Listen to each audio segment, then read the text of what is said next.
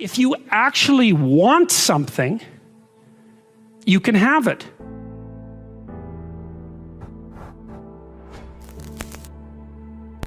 You have to treat yourself like you matter, because if you don't, then you don't take care of yourself, and you become vengeful and cruel, and you take it out on people around you, and you're not a positive force. None of that's good. So you suffer more, and so does everyone around you. And there's a malevolence that enters into it. None of that's good. So that's what happens if you don't treat yourself like you matter. The first thing I would say is, well, you should be afraid of taking risks and pursuing something meaningful. One of the main reasons that people don't get what they want is because they don't actually figure out what it is.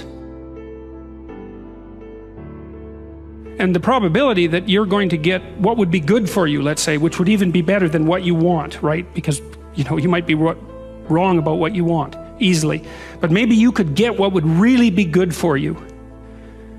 Well, why don't you? Well, because you don't try. Life is a challenge that in some sense can't be surmounted, so there's no way out of your problem, but there are certainly proper ways of dealing with it. Yeah. Sit on your bed one day and ask yourself, what remarkably stupid things am I doing on a regular basis to absolutely screw up my life? I would say that the goal in life is to conduct yourself so that life improves. You should be more afraid of staying where you are if it's making you miserable. Clock is ticking. Yeah, and if you're miserable in your job now and you change nothing, in 5 years you'll be much more miserable and you'll be a lot older. People don't get what they want and they need because they don't aim at it. And it's a hard lesson for people to learn because they're cynical to begin with and they presume that there's no possible way of moving forward. But it's not so unreasonable to assume that you're not going to hit what you don't aim at, or you're not going to hit what you aim at and don't shoot at. We're built to contend with the world. We're built to contend with reality. You want a challenge, and the best way that you can take on a challenge, because a challenge fortifies you. So you don't want to be secure, you want to be strong. And you get strong by taking on optimal challenges.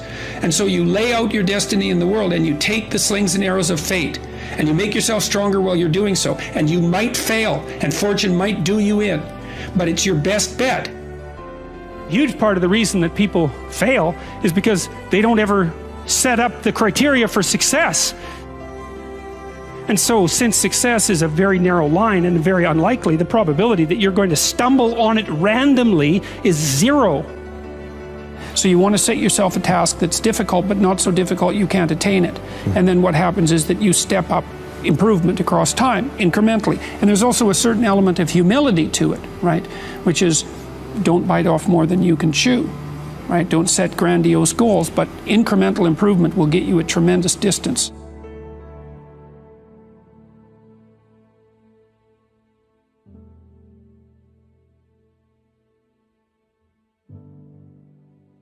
It's a luxury to pursue what makes you happy. It's a moral obligation to pursue what you find meaningful. And that doesn't mean it's easy. It might require sacrifice. If you need to change your job too, let's say you have family and children and a mortgage, you have responsibilities. You've already picked up those responsibilities. You don't just get to walk away scot-free and say, well, I don't like my job, I quit. That's no strategy. But what you might have to do is you think, well, this job is killing my soul. All right, so what do I have to do about that? Well, I have to look for another job. Well, no one wants to hire me. It's like, okay, maybe you need to educate yourself more. Maybe you need to update your curriculum vitae, your resume. Maybe you need to overcome your fear of being interviewed. I think what you have to do, and this is part of humility, is you have to look around you within your sphere of influence, like the direct sphere of influence, and fix the things that announce themselves as in need of repair. And those are often small things, you know, and they can be like your room. Put it in order, because the thing is, it isn't exactly so important that your room is in order, although it is. What's important is that you learn how to distinguish between chaos and order, and to be able to act in a manner that produces order. 3 years from now, you can have what you need. You got to be careful about it. You can't have everything. You can have what would be good for you, but you have to figure out what it is, and then you have to aim at it. And when you're in the zone, you're expanding your skills in a manner that's intrinsically rewarding because you're succeeding. And so you want to set, if you're good to yourself, you think, okay, I need to set a goal, but I need to set a goal that someone as stupid and useless as me could probably attain if they put some effort into it. You know, if there are things about your life that are bothering you, or things about the world that are bothering you, then you want to decompose them into solvable sub-problems. You can do something as simple as just sit on your bed and think, okay, there's probably like 5 things I could do today so that tomorrow morning is slightly better than this morning was, or at least I'm not falling behind. And those will usually be, it's like having to eat a toad in the morning, right? It's like, it's not going to be something you want to do. There'll be things you're trying to avoid. They're snakes, essentially. Compare yourself to who you were yesterday, not to who someone else is today. I've dealt with hundreds of people in my clinical and consulting practice, and we set a goal, we develop a vision, and work towards it, and things inevitably get better for people. So it's not a luxury, it's difficult. It's a moral responsibility, and it isn't happiness. It's not, the pursuit isn't for happiness.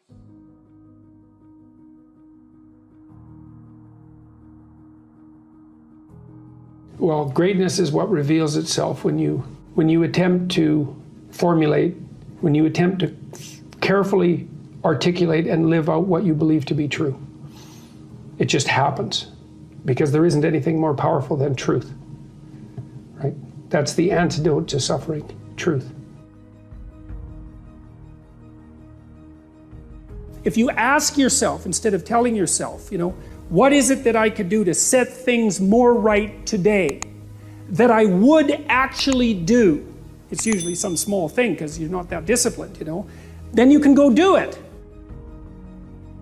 Lay a disciplinary structure on yourself. Get the chaos in check, and then you can move towards a state that's freer. Well, what happens if you don't treat other people like they matter? Well, you lie to them, you cheat them, you steal, you enter into impulsive relationships with them. They can't trust you. That doesn't go anywhere. They don't like you. You end up alone at best, and maybe like incarcerated at worst. Like, that doesn't work. And so you watch the people around you who thrive, regardless of what they say. They act out the proposition that everyone matters. If you're hungry and you eat, well, that's good, but it's over, and then you're on to the next thing, right? It's not exactly sustaining, it's just necessary. That's called consummatory reward, by the way. This other reward system is incentive reward, and the incentive reward system works on dopamine, this neurochemical dopamine, which is also the neurochemical tracks that opiates and cocaine and amphetamines, the drugs that people really like to abuse, alcohol often for some people, activate. And so you might say if you don't have enough meaning in your life, then you're more prone to addiction. And that's definitely the case, even with rats. If you take a rat and you put him in a cage by himself and he has nothing to do, and then you give him access to cocaine, he'll get addicted to the point where he won't do anything but take cocaine. But if you throw the rat back in with a bunch of other rats and he gets to do rat things, then it's very hard to get him addicted to cocaine. And so the purposeless rat is prone to addiction. Well, it's the same with human beings.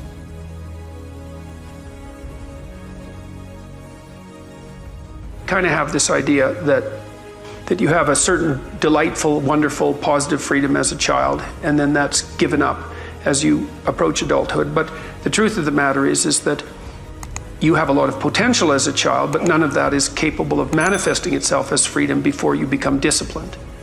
And discipline is a matter of the imposition of order, and the order is necessary, especially for people who are hopeless and nihilistic. And lots of people are hopeless and nihilistic, way more people than you think. And part of that is because no one's ever really encouraged them. The magnitude of the reward you experience as you're moving towards a goal is proportionate to the importance of the goal. So that means the more important the goal you pick, the more possibility there is for the kind of reward, let's say, it's really a state of being that is life-affirming. And it is directly life-affirming in that, you know, like if you're in a football game and it's an important football game and maybe you break a finger And normally that's a problem. It hurts, and you're going to stop doing whatever you're doing. But if you're right in the middle of the game, then you'll be so amped up on this reward system that it's analgesic. It stops the pain. It also suppresses anxiety.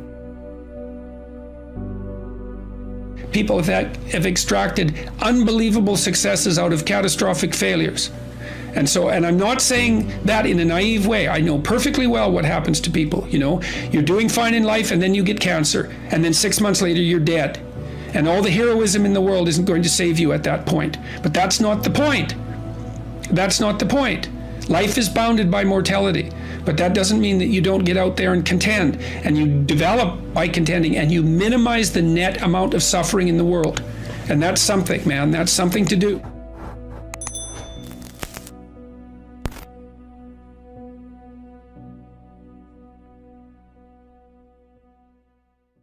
Thanks for watching.